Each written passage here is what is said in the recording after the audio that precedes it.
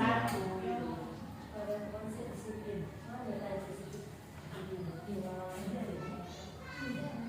tuh Ya sudah, udah jalan, jalan. Nanti kan yang saat ini dia potong-potong.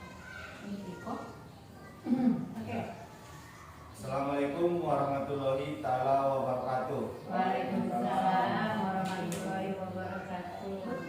Syukur alhamdulillah kita panjatkan kehadirat Allah Subhanahu wa taala yang telah memberikan kesehatan kepada kita sehingga masih bisa berkumpul di kelas yang kita cintai ini. Sholawat dan salam kita tunjukkan ke Nabi besar Muhammad SAW yang berlafazkan Allahumma sholli ala sayyidina Muhammad wa ala ali sayyidina Muhammad. Adapun pada hari ini acara kita adalah salam pembuka dari moderator, yang kedua kata sambutan dari kepala sekolah, yang ketiga adalah acara yang kita tunggu-tunggu yaitu seminar penerapan pemahaman disiplin positif pada lingkungan kelas yang disampaikan oleh Ibu Mega.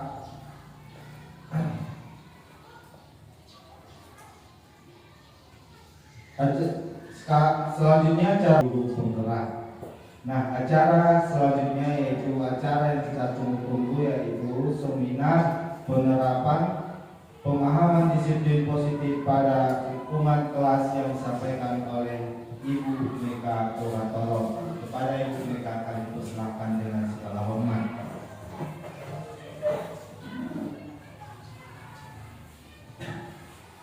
Terima kasih kepada Bapak Moderator. Baik, pertama-tama saya sampaikan kepada puji syukur kita panjatkan kepada Tuhan Yang Maha Kuasa, di mana pada hari ini hingga saat ini kita masih diberikan kesehatan dan nafas kehidupan. Yang saya hormati Ibu Kepala Sekolah, Ibu Isnailawati SPD, dan yang saya hormati rekan-rekan sejawat saya dan juga staf dan pengajar di SD 105343 122. Baiklah Bapak Ibu, kita langsung saja. Di sini saya akan menyampaikan sedikit mengenai penerapan pemahaman dan pengalaman disiplin positif di lingkungan kelas. Di sini juga Bapak Ibu, saya sekedar melengkapi kebutuhan pendidikan guru penggerak saya yang saat ini kami telah selesai menyelesaikan satu modul. Dalam satu modul ini ada 4 sub, dan ini adalah modul yang terakhir, modul 1.4, yaitu modul aksi nyata. Baiklah Bapak Ibu, saya ditugaskan untuk melakukan penyimbasan mengenai penerapan disiplin positif di sekolah kita. Dan pertama Bapak Ibu, saya sampaikan dulu selamat datang para guru hebat. Selamat bergabung dengan guru penggerak. Marilah belajar bersama, berkolaborasi, saling mendukung demi mewujudkan disiplin positif di sekolah yang kita cintai ini. Kemudian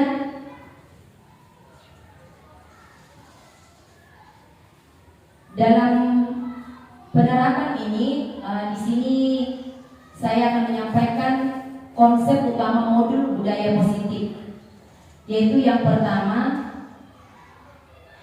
perubahan paradigma belajar, yang kedua disiplin positif, yang ketiga kebutuhan dasar manusia, yang keempat motivasi perilaku manusia, yang kelima posisi kontrol restitusi, yang keenam keyakinan kelas, dan yang ketujuh segitiga restitusi.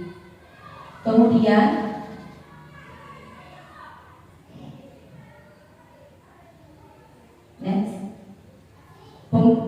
pembelajaran dengan paradigma baru. Baik Bapak Ibu, pembelajaran dengan paradigma baru yaitu pembelajaran yang dirancang dengan mempertimbangkan tahap perkembangan dan tingkat pencapaian peserta didik saat ini sesuai kebutuhan belajar serta mencerminkan karakteristik dan perkembangan yang beragam sehingga pembelajaran menjadi bermakna dan menyenangkan.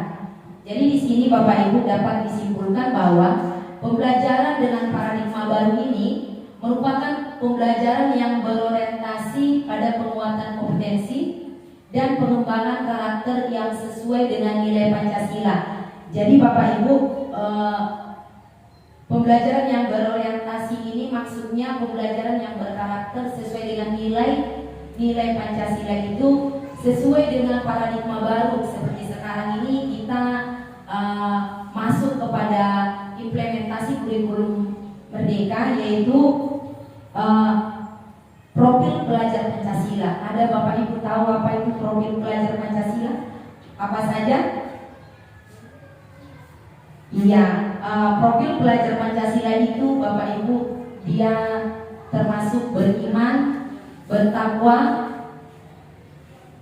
berakhlak mulia, mandiri, gotong royong, berkebinekaan global, bernalar kritis dan kreatif. Selanjutnya Bapak Ibu, kita masuk ke disiplin positif. Ada yang paham mengenai disiplin positif? Tanpa kita sadari, disiplin positif itu sebenarnya sudah kita jalani di kehidupan sehari-hari yang sudah kita laksanakan di sekolah, tetapi kita berpikiran bahwa itu belum termasuk ke disiplin positif. Jadi disiplin positif itu Bapak Ibu, disiplin positif merupakan suatu cara penerapan disiplin tanpa kekerasan dan ancaman yang dalam praktiknya melibatkan komunikasi tentang perilaku yang efektif antara orang tua dan anak. Jadi disiplin positif ini diajarkan kita tanpa membuat hukuman kepada anak. Salah satu cara penerapan disiplin positif ini bertujuan untuk menumbuhkan kesadaran serta memudayakan anak untuk melakukan sesuatu tanpa sogokan ataupun ancaman maupun hukuman berdasarkan motivasi intrinsik. Jadi bukan dari motivasi ekstrinsik. Kalau motivasi ekstrinsik itu Bapak Ibu seperti hukuman. Jadi dia secara terpaksa untuk melakukan peraturan itu, tidak dari intrinsik, tidak dari dalam hati, tidak dari kesadarannya sendiri, seperti itu. Selanjutnya Bapak Ibu, kita masuk ke kebutuhan dasar manusia. Pada kebutuhan dasar manusia ini yang sangat kita perlukan, yaitu kebutuhan yang merupakan sesuatu yang dibutuhkan oleh manusia untuk mempertahankan hidup dan kesehatan, keseimbangan fisiologis maupun psikologis. Adapun dalam kebutuhan dasar ini, yang pertama itu bertahan hidup. Maksudnya bertahan hidup itu kita pasti makan, minum, dan selanjutnya kebutuhan dasar itu juga mencakup kasih sayang dan rasa diterima. Bisa dikatakan siswa yang butuh kasih sayang dan berperilaku caper. Kadang-kadang kan siswa itu ada yang cari perhatian, ingin kita perhatikan gitu. Selanjutnya Bapak Ibu, penguasaan. Bisa dikatakan yang artinya ingin berkuasa dan menang sendiri. Ada dalam kelas itu siswa itu ingin berkuasa ataupun menang sendiri, mentang-mentang pintar. Jadi dia merasa dia yang paling hebat di sekolah itu. Selanjutnya kebebasan, atau bisa dikatakan juga tidak terkekang, ingin bebas dan merdeka. Ada anak-anak itu tanpa kita paksa dia belajar, jadi dia harus dari hatinya sendiri Bapak Ibu. Selanjutnya kesenangan, kebutuhan manusia itu juga termasuk juga kesenangan, yang artinya ingin bersenang-senang dalam pembelajaran. Agar kesenangannya tercapai maka guru harus peka. Terkadang kita sebagai guru tidak peka kalau anak itu cara belajarnya ingin seperti ini, ingin seperti ini, seperti itu. Saya nggak mau, kamu, kan kita terkadang melakukan seperti itu. Jadi setelah kita mempelajari disiplin positif ini, kita akan termotivasi untuk membuat anak-anak itu semakin ikut ke motivasi intrinsik gitu Bapak Ibu. Selanjutnya motivasi perilaku manusia. Nah ini dia, motivasi perilaku manusia. Apa sih motivasi? Motivasi adalah serangkaian sikap dan nilai-nilai yang mempengaruhi individu untuk mencapai hal yang spesifik sesuai tujuan individu. Jadi termasuk di sini yang pertama motivasi untuk menghindari ketidaknyamanan atau hukuman. Maksudnya di sini Bapak Ibu, murid melakukan disiplin diri karena takut dihukum, karena takut, motivasi untuk menghindari ketidaknyamanan. Jadi murid itu melakukan disiplin diri. Jadi keadaan terpaksa dia karena takut dihukum. Itu dia. Jadi motivasi ini Bapak Ibu yang pertama termasuk motivasi ekstrinsik. Jadi dia karena memang takut dihukum gitu. Yang kedua, motivasi untuk mendapatkan imbalan atau penghargaan dari orang lain. Di sini juga artinya murid melakukan disiplin diri karena ingin mendapatkan penghargaan. Contohnya di situ ingin diberi hadiah, ingin jadi si anak itu tadinya caper jadinya. Jadi ini termasuk dalam motivasi ekstrinsik. Seperti itu Bapak Ibu. Yang ketiga, motivasi untuk menjadi orang yang mereka inginkan dan menghargai diri sendiri dengan nilai yang mereka percaya.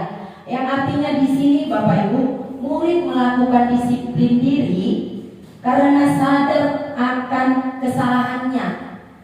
Sadar akan kesalahannya dan nilai kebajikan dirinya. Jadi ini merupakan motivasi intrinsik, sadar dari dalam diri. Oh, saya udah melakukan kesalahan ini, berarti nanti saya tidak akan melakukan ini lagi. Jadi dia sadar sendiri Bapak Ibu. Seperti itu.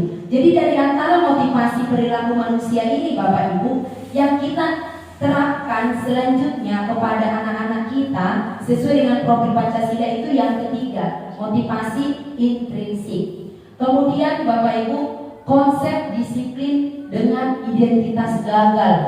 Di sini ada juga konsep disiplin. Apa sih konsep disiplin dengan identitas gagal? Dia termasuk Bapak Ibu pada hukuman. Jadi hukuman itu sesuatu yang menyakitkan harus terjadi. Jadi terkadang anak-anak murid itu kalau terlambat, kamu berdiri 10 menit menghormat bendera, seperti itu. Itu yang kita lakukan sebelum-sebelumnya. Terus hukuman itu Bapak Ibu tidak nyaman untuk murid, anak untuk jangka waktu panjang, seperti itu. Kemudian murid takut memaksa. Hukuman itu membuat murid takut memaksa. Kemudian hukuman itu membuat murid menyembunyikan kesalahan. Jadi supaya saya tidak kena hukuman, saya sembunyikan ini kesalahan agar saya aman. Seperti itu. Selanjutnya hukuman itu bisa membuat murid menjadi rendah diri. Itu salah ya. Rendah diri. Jadi ciut dia. Takut dia dihukum. Jadi ciut. Selanjutnya konsep disiplin itu Bapak Ibu dengan identitas gagal itu termasuk juga penghargaan. Penghargaan itu membuat murid menjadi tidak efektif. Kemudian penghargaan juga dapat merusak hubungan. Kenapa dikatakan dapat merusak hubungan? Dengan cara diberi hadiah atau iri. Dia dapat hadiah, saya enggak. Jadi ada rasa iri. Jadi penghargaan yang kita berikan seperti memberikan hadiah itu juga konsep disiplin yang identitas gagal. Jadi kalau bisa kita ucapkan aja, kamu bagus, kamu mantap, jempol. Jadi kalau kita berikan hadiah Bapak Ibu, itu membuat murid yang lain menjadi iri. Seperti itu. Selanjutnya mematikan kreativitas. Yang artinya di sini penghargaan itu mematikan kreativitas. Itu maksudnya, saya kan sudah dapat penghargaan semalam. Jadi untuk apa lagi saya belajar? Untuk apa lagi saya melanjutkan ini? Untuk apa lagi saya mengerjai ini? Seperti itu. Jadi dia tidak mengikuti pembelajaran selanjutnya lagi gitu, karena saya kan udah dapat gitu. Selanjutnya penghargaan itu dapat menghukum dengan sistem ranking. Kita sudah tahu Bapak Ibu di dari kurikulum 2013 hingga sekarang kita dilarang dirapot untuk membuat ranking. Kenapa? Karena rankingan itu dikatakan disiplin konsep identitas gagal. Kenapa? Karena dalam setiap siswa itu tidak mungkin dia tidak mempunyai bakat, ataupun tidak mungkin dia tidak mempunyai ilmu yang lebih dari, contohnya dia gagal di matematika, mungkin di IPA dia bisa, mungkin di IPS dia bisa, seperti itu Bapak Ibu. Nah, selanjutnya penghargaan itu juga merampas hak menghargai dirinya, karena sudah kita berikan hadiah pas dia dapat menjawab pertanyaan. Nah, jadi dia sudah merampas hak menghargai dirinya. Saya sudah diberi, kan sama itu. Kalau kita sudah bayar dia, kan harga dirinya sudah tidak ada Bapak Ibu, seperti itu. Next lagi, konsep disiplin identitas gagal juga termasuk konsekuensi. Jadi konsekuensi ini Bapak Ibu itu penguatan jangka pendek. Konsekuensi itu penguatan jangka pendek. Maksudnya di situ tidak lama. Berkonsekuensi itu tidak lama. Selanjutnya perlu monitoring berkelanjutan. Perlu monitoring, perlu kita bimbing ya, kita perhatikan ya Bapak Ibu. Selanjutnya stimulus atau respon. Kita guru menstimulus, lalu si anak membuat respon. Kita katakan kepada anak, kenapa air minumnya ditumpahkan naik? Silakan, tolong dibersihkan ya. Si anak, ya Bu. Si anak memberikan respon kepada kita guru menstimulus anak tersebut. Selanjutnya konsekuensi juga dapat membuat murid menghormati peraturan. Nanti dalam sekolah kita membuat konsekuensinya ini. Siapa yang melanggar peraturan dapat konsekuensi ini. terlambat atau tidak? Jadi selanjutnya lagi konsekuensi juga dapat kehilangan waktu untuk merenungi kesalahan. Tak perlu lagi berpikir. Si anak itu tidak perlu berpikir. Oh saya sudah salah sudah. Oh gimana ya? Saya sudah salah. Nanti kalau salah saya seperti ini. Bukan ya Bapak. Jadi tak perlu dia untuk merenungi kesalahannya. Selanjutnya Bapak Ibu, konsep disiplin itu termasuk yaitu restitusi.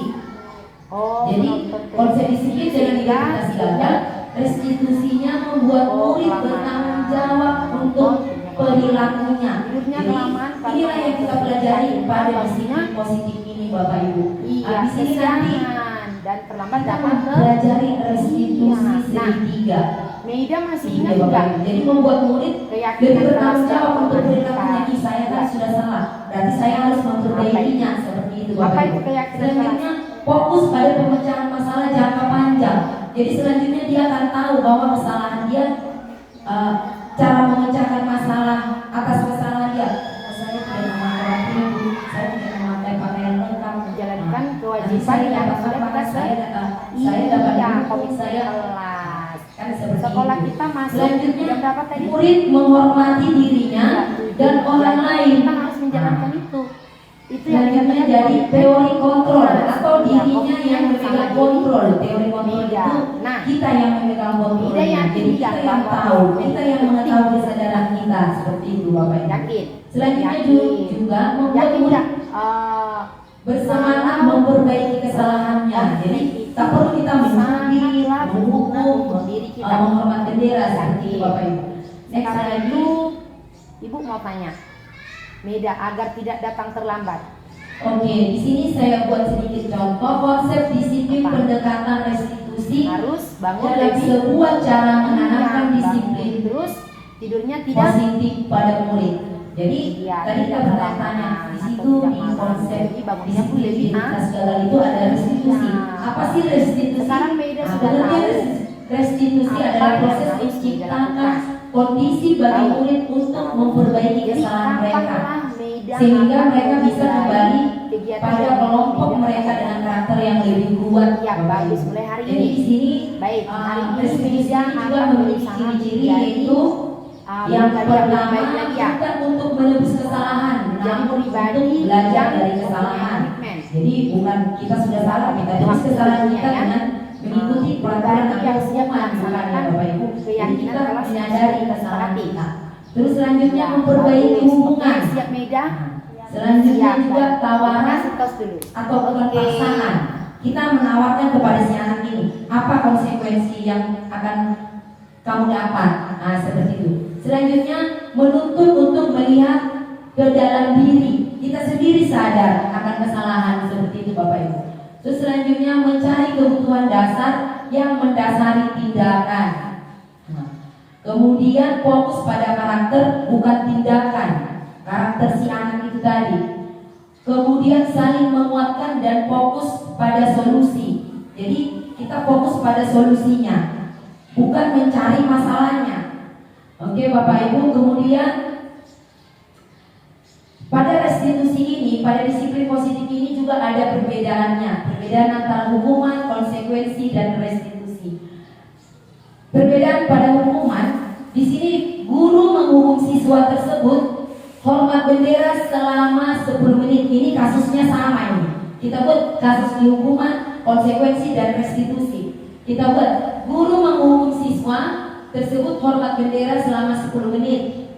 Guru marah dan murid menjadi takut. Nah, ketika kita buat itu pada hukuman gitu, pada hukuman. Tetapi kalau di konsekuensi, guru memberikan konsekuensi untuk mengerjakan PR-nya saat istirahat atau dikerjakan sebanyak 5 kali lipat. Jadi tidak ada hukuman lagi, menghormat bendera tidak ada lagi. Jadi itu konsekuensi, memberikan konsekuensi seperti itu.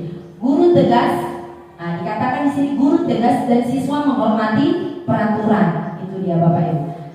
Selanjutnya lagi restitusi. Dalam restitusi ini guru menanyakan keyakinan kelas atau keyakinan dirinya dan membantu siswa menyelesaikan masalahnya. Jadi di sini guru terbuka dan siswa menghormati dirinya dan orang lain. Seperti itu.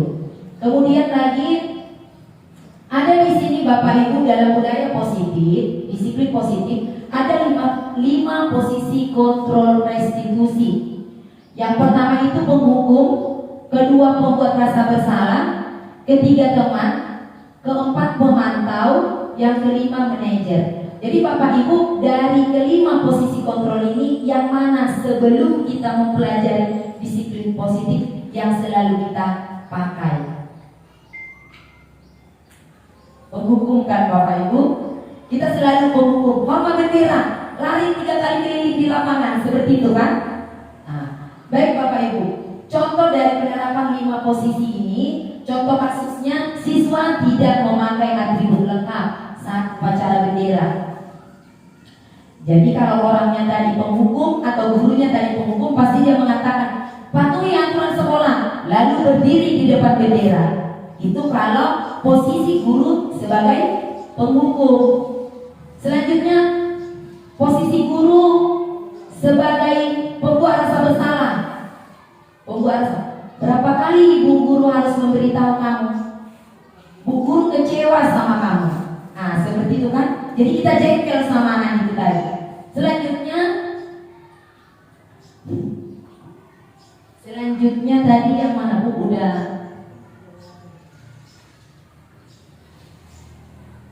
Selanjutnya tadi yang ketiga, guru sebagai teman. Nah, jadi kita ayolah yang tertib, buat Bu guru bangga kali ini, tidak apa-apa kamu salah. Jadi kita rangkul anak-anak itu tadi Bapak Ibu. Itu kalau posisi guru sebagai teman. Selanjutnya posisi guru sebagai pemantau. Nah di sini dikatakan kamu sudah melanggar apa? Kamu sudah melanggar apa peraturan dan konsekuensinya? Kita katakan kepada anak itu agar anak itu yang membuat apa hukuman untuk dirinya, konsekuensinya karena dia sudah melanggar peraturan tadi. Selanjutnya guru sebagai manajer. Nah, di sini apakah kamu tahu kesalahanmu?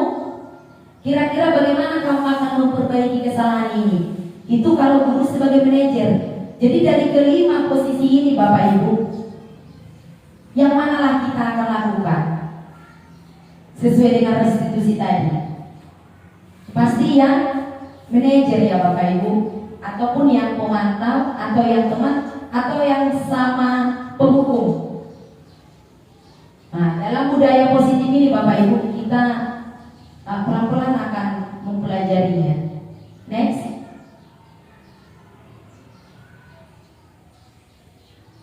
Oke, selanjutnya setelah tadi 5 posisi kontrol guru, selanjutnya keyakinan kelas. Kenapa? Mengapa keyakinan kelas? Mengapa tidak peraturan kelas saja? Nah, kan seperti itu Bapak Ibu. Mengapa kita memiliki peraturan tentang penggunaan helm pada saat mengendarai kereta atau kendaraan roda 2? Kenapa harus pakai helm?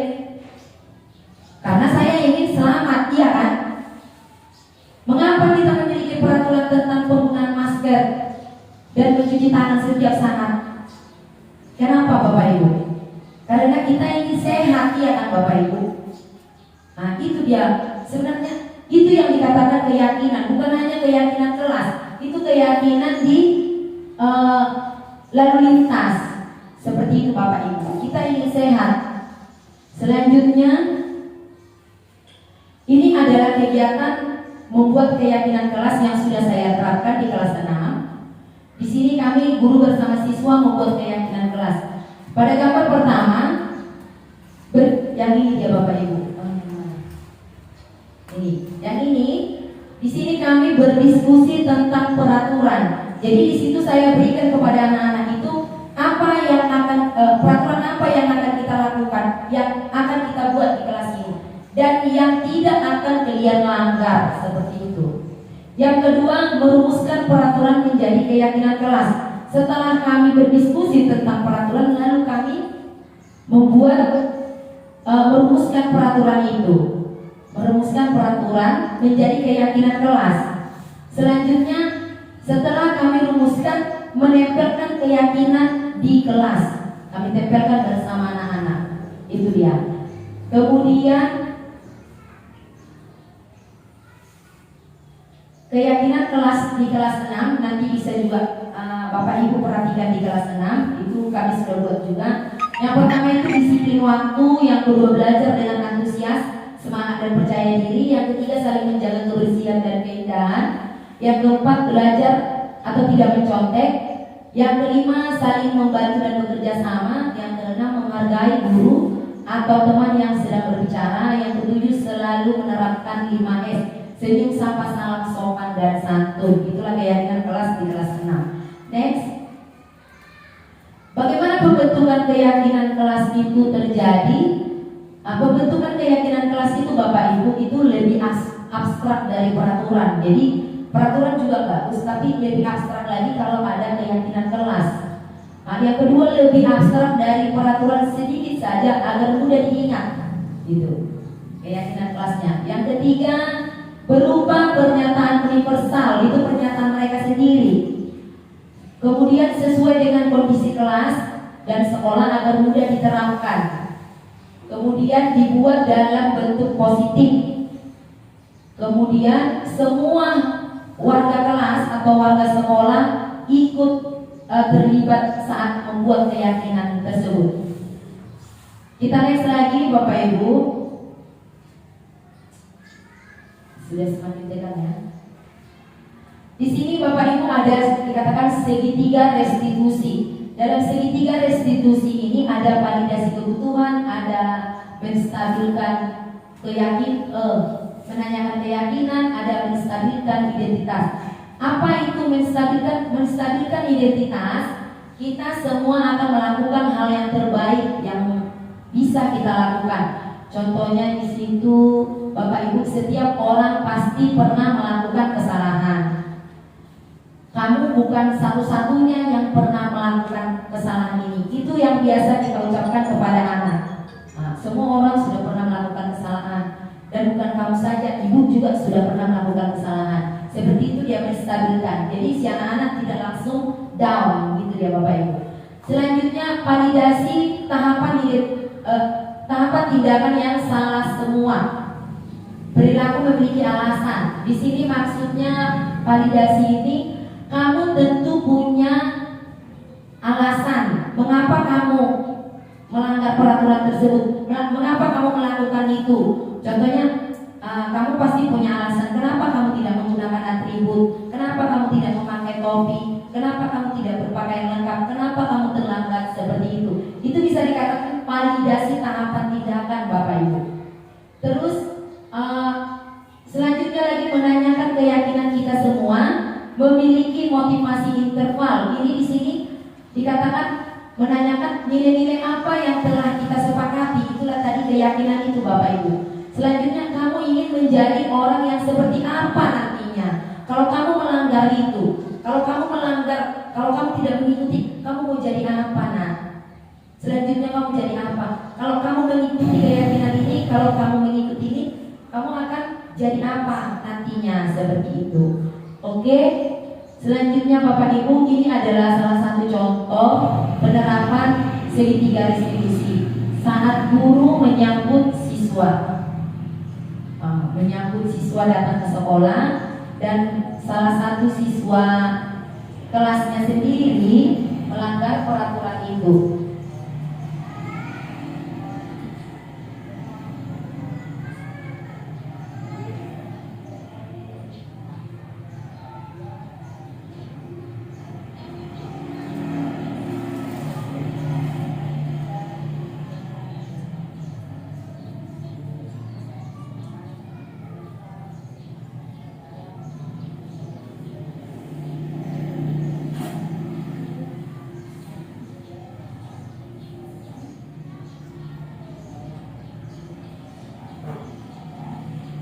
Coba next. Itu adalah contoh penerapan.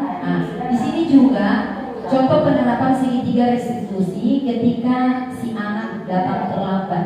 Sudah melaksanakan pembelajaran baru si anak datang. Di sini kita mengikuti sesuai dengan segitiga restitusi. Menanyakan, menstabilkan, dan validasi tindakan. Baik, tidak apa-apa. Semua manusia punya kesalahan. Termasuk ibu juga pernah melakukan kesalahan. Kalau datang terlambat, saat melakukan kegiatan. Coba deh, Meida cerita pada ibu. Kenapa Meida sampai datang terlambat? Nonton televisi sehingga tidurnya kelamaan. Karena nonton kelamaan. Tidurnya kelamaan karena nonton TV, akhirnya bangunnya kesiangan dan kenapa datang ke Nah, Meida masih ingat nggak keyakinan kelas yang pernah kita buat? Apa itu? Apa itu keyakinan kelas?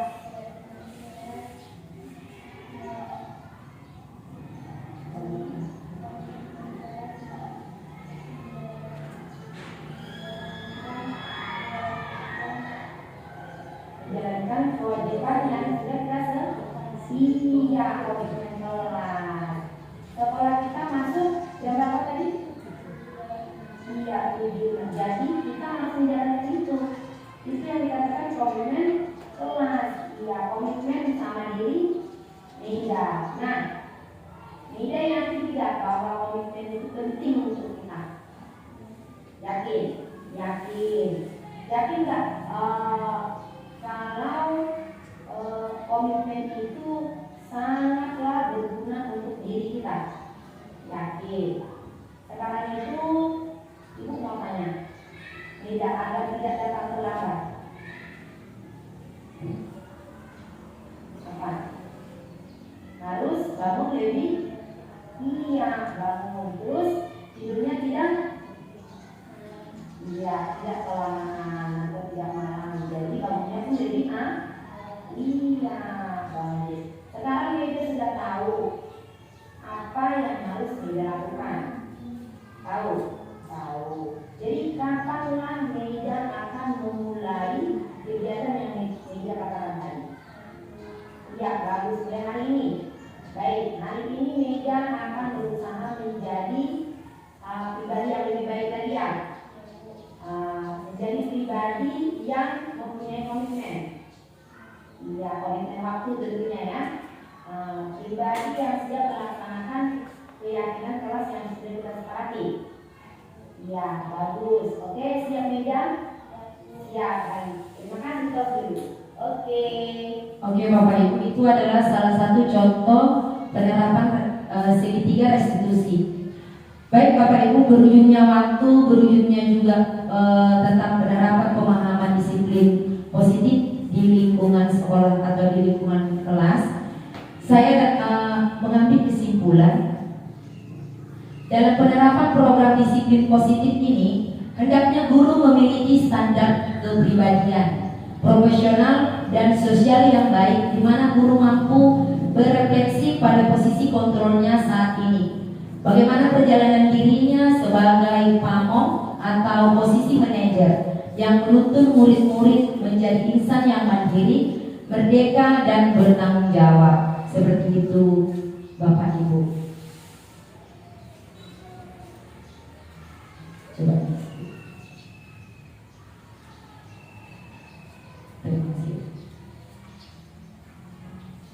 Terima kasih Bapak Ibu karena sudah mendengarkan penerapan saya mengenai pemahaman disiplin positif di lingkungan sekolah. Adapun nanti tanya jawab, kami persilakan Bapak Ibu ingin bertanya. Semua saya serahkan kepada Bapak Moderator. Terima kasih sekali lagi Bapak Ibu.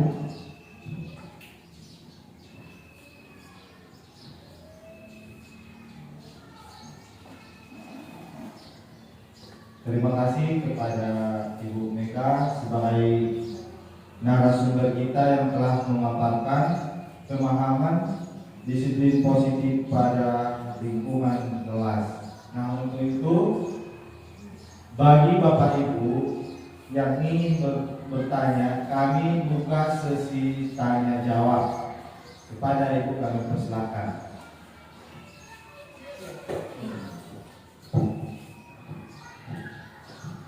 Terima kasih Bu atas kesempatan yang diberikan kepada saya, dan kami juga terima kasih atas penjelasan yang disampaikan Ibu mengenai penerapan pemahaman dan pengalaman budaya positif. Yang menjadi pertanyaan saya, izin bertanya Bu, pada konsep disiplin identitas, apakah dengan membuat keyakinan kelas anak-anak akan semakin disiplin? Sekian, terima kasih. Baik, terima kasih Bu. Tadi pertanyaannya, apakah dengan membuat keyakinan kelas, apakah akan membuat anak akan semakin disiplin? Sebenarnya kita membuat keyakinan kelas ini Bapak Ibu bukan untuk memaksa anak itu untuk lebih disiplin.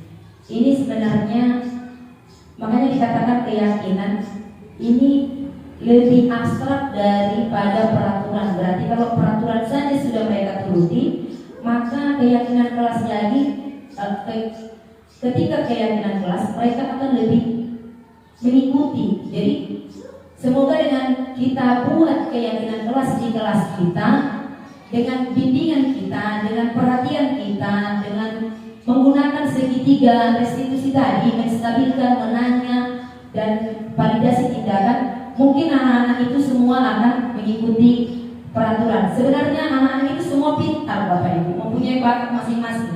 Di situ semua kuncinya itu adalah manajer, yaitu pamong. Kita sebagai pamong mengajak anak-anak itu, mengayu-ayukan Bapak Ibu. Jadi kita tak perlu bimbang lagi, kita harus benar-benar bahwa keyakinan kelas itu, kita harus lebih yakin bahwa keyakinan kelas yang kita buat akan membuat anak lebih daripada mengikuti peraturan sebelumnya. Jadi beranjak ke belajar Pancasila seperti itu Bu. Terima kasih Bu atas pertanyaannya. Sekian dari saya. Terima kasih Bu.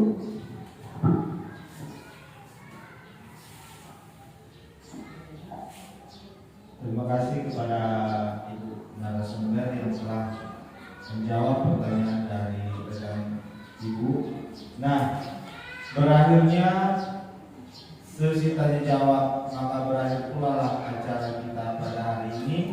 Mudah-mudahan apa yang disampaikan oleh narasumber kita bisa kita mengikutinya dan memberikan perubahan-perubahan kepada kelas kita, terutama